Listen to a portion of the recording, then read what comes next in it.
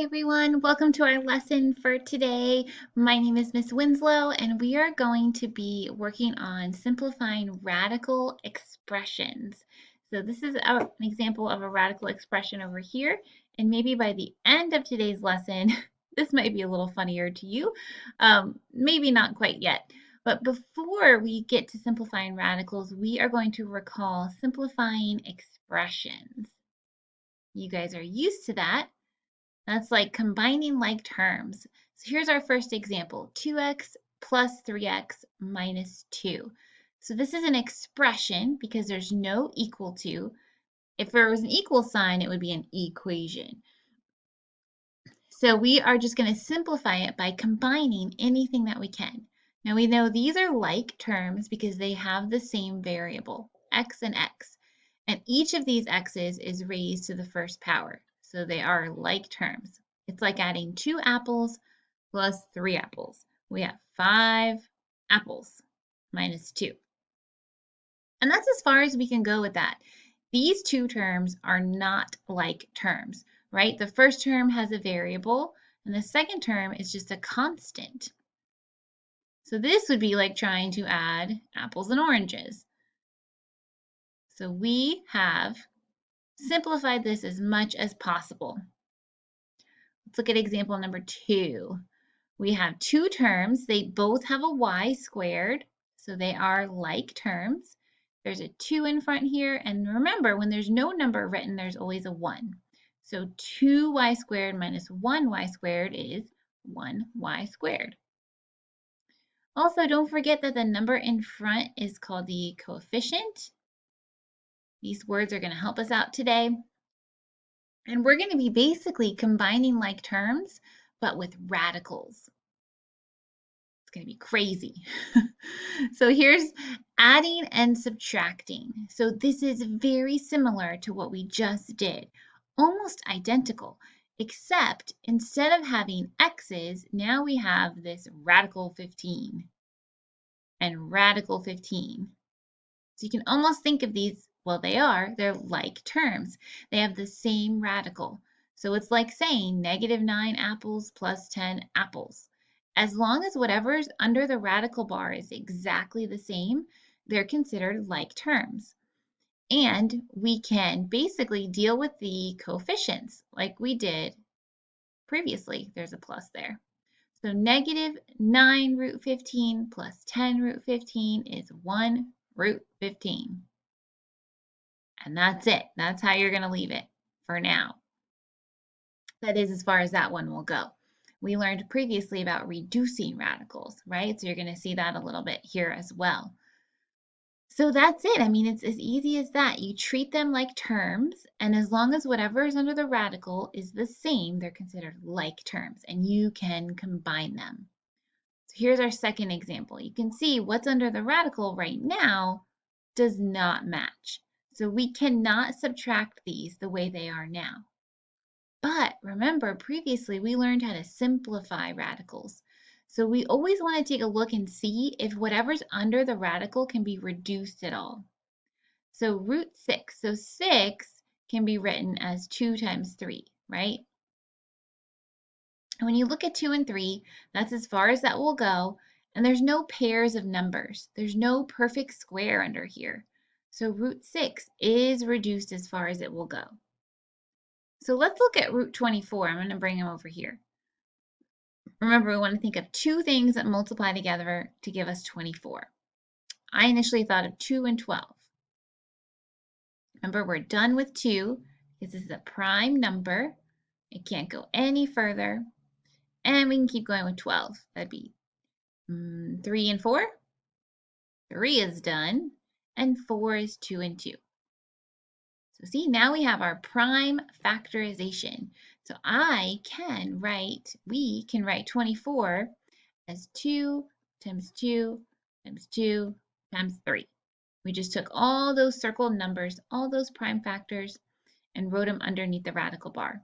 It's still 24. We're just kind of changing the way it looks. Now, because it's a square root, we're looking for pairs of numbers. We're looking for that perfect square. And here it is. Because remember, 2 times 2 is 4. So there's that perfect square. We can take the square root of 4 out. What is the square root of 4? It is 2. So I'm just going to rewrite all of this. There's the 2 from before. And now I'm going to take the square root of 4. That's 2. There's the 2 that comes out. And we still have 2 times 3 underneath. So this 2 here is the 2 that was part of the original problem. And this 2 came from taking the square root of this 4, taking this pair of 2's and popping it out. So now let's just continue simplifying a little. 2 times 2 is 4, and 2 times 3 is 6. Now look, now we have like radical terms, root 6, root 6. So we can deal with the coefficients. 2 minus 4. 2 minus 4 is negative 2 root 6. And you're done. So this is where we combine simplifying radicals and then adding or subtracting them. So always, always see if you can reduce whatever's under the radical as much as possible, and then see if you can make those radicands match. Let's look at a few more. You guys can try these on your own. Don't forget you can press pause and try it anytime. So the first one, these already match. These are like terms, so we can deal with the coefficients. Negative 10 minus 11, that's negative 21 root 11. That's it. Now we'll come over here. We know that 3 is as reduced as possible. So let's take a look at 27. So the larger that the numbers get, obviously we think, oh, can that be reduced, right? So 27 is 3 times 9. 3 is done. And 9 is 3 times 3. There we go. So I'm just going to rewrite all of this. And instead of 27, I'm going to write those numbers we found. And we're looking for pairs of numbers because we're taking the square root. So here's our pair of 3's. Because 3 times 3 is 9, there's our perfect square. So we can go ahead and take the square root of 9. The square root of 9 is 3. We can write the 3 out front, and we have a 3 left underneath. Look at that. That was kind of part of our plan, right? In order to be able to combine those terms, we had to make the radicals match, and we did. And look at that. 3 minus 3 is 0. So we end up having 0 root 3, which is actually just 0. Right? Like if you had 0x, it's just 0. So this is 0 times root 3.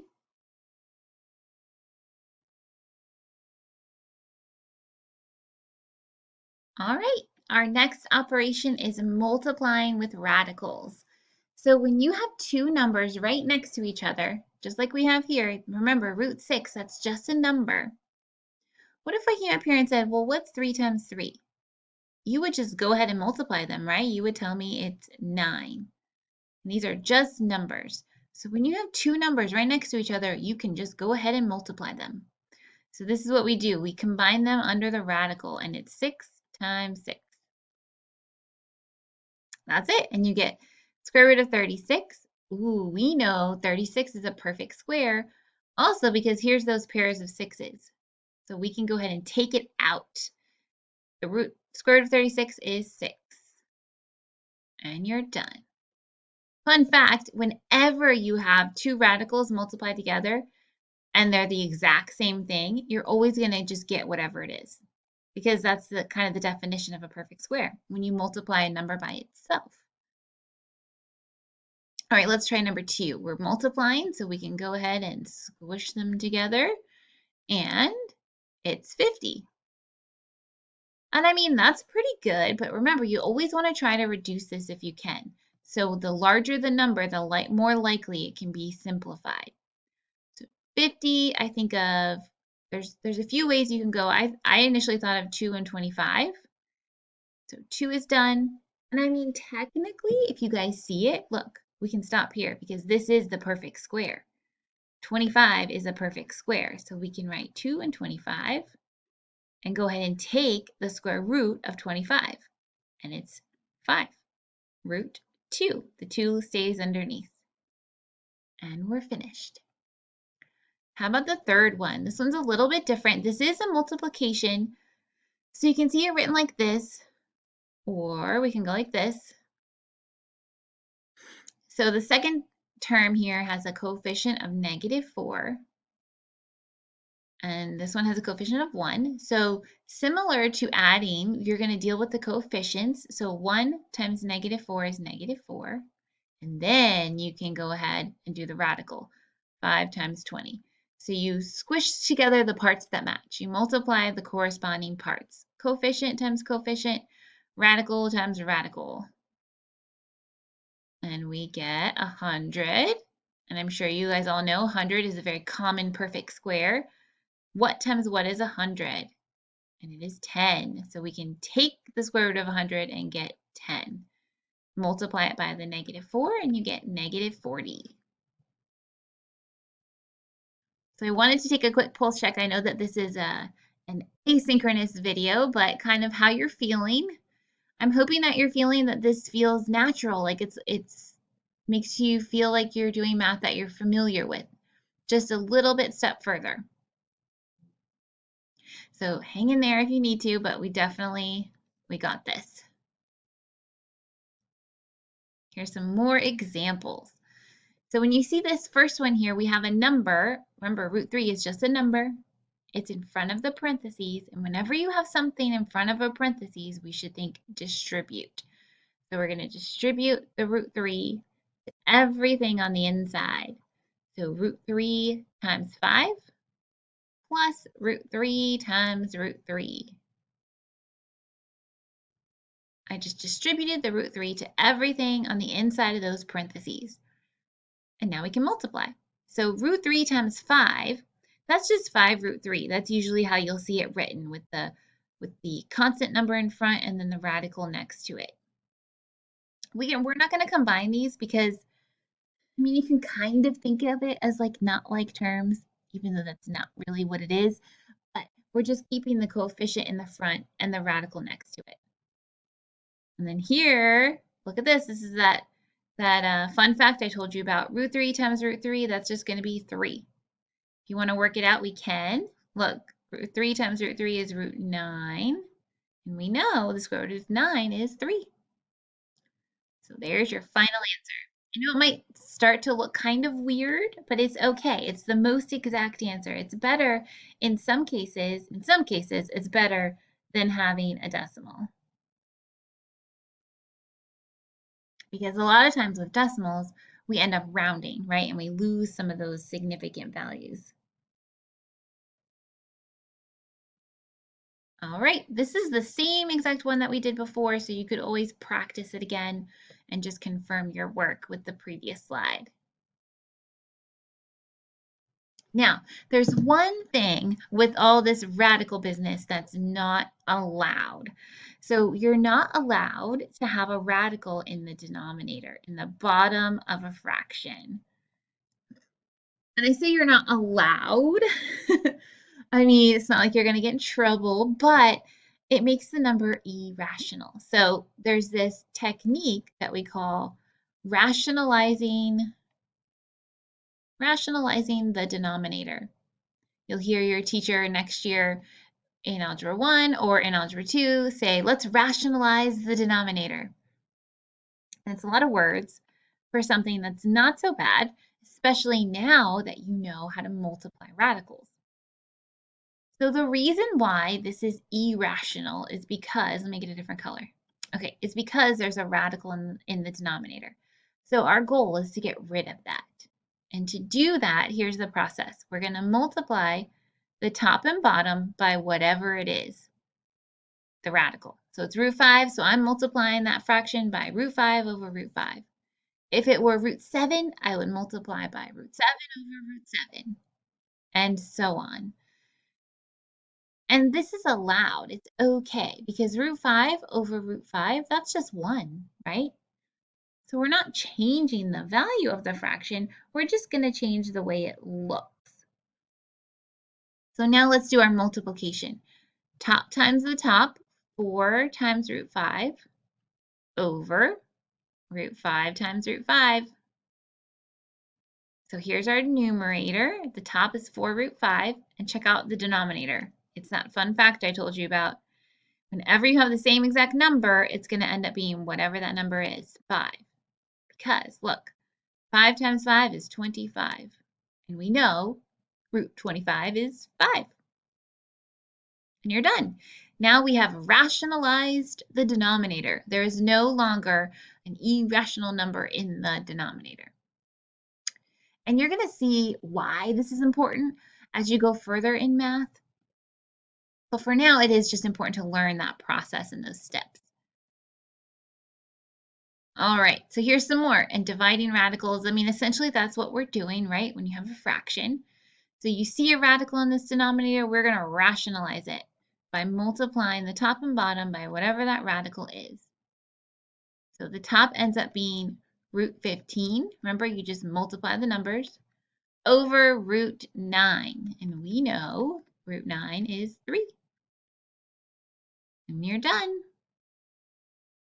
I want to caution you guys here. I do not do not tell me that this is root 5 over 1. I don't want anyone thinking they can reduce this because root 15, that root is stuck to that 15. That makes that a different number. That's not just like a regular 15, you know. It has the radical bar above it. So we can't do that reducing like you might normally do. Okay, let's try this one. Now with this example, you can rationalize first, or you can simplify the bottom first. It's kind of up to you. I kind of feel like we might want to simplify the bottom because 20, I don't know, what do you guys think? It's a pretty big number. Like, I can already see it, and maybe some of you can see it. 20 is 4 times 5. Ooh, there's that perfect square. So 20 is really root 4 times root 5. We can take the square root of 4, it's 2, and leave the 5 underneath. So we can replace, let's replace root 20 with that. I think it's a smart idea to simplify it if you can. I mean, it's not going to hurt you not to. It's just that the numbers are going to get bigger. So we end up with 10 root 5. Let me get a different color. Now remember, our goal is to get rid of the radical. So we're going to multiply the top and bottom by whatever the radical is. See, if that was 20, we would have had 20 times 15. That's just a really big number. I mean, 15 times 5, that's already pretty big. What is 15 times 5? 75. So we're going to have root 75 on top, and then 10 root 25. Now we know root 25 is 5. So you end up with 50 on the bottom and root 75 on top. Now that's beautiful because we didn't want a radical on the bottom, right? That was the whole goal. But take a look at 75. We should probably reduce 75 because, you know, when I see 75, do you guys think of money? I think of 75 cents. So we know 75 can be written as 3 times 25. There's our perfect square. So 75 is really root 3 times root 25. Let's take the square root of 25 out. It's 5 root 3. Look, I'm writing off the slide. That's amazing. I didn't know you could do that. So now we could write 5 root 3 over 50. Okay, we're almost done.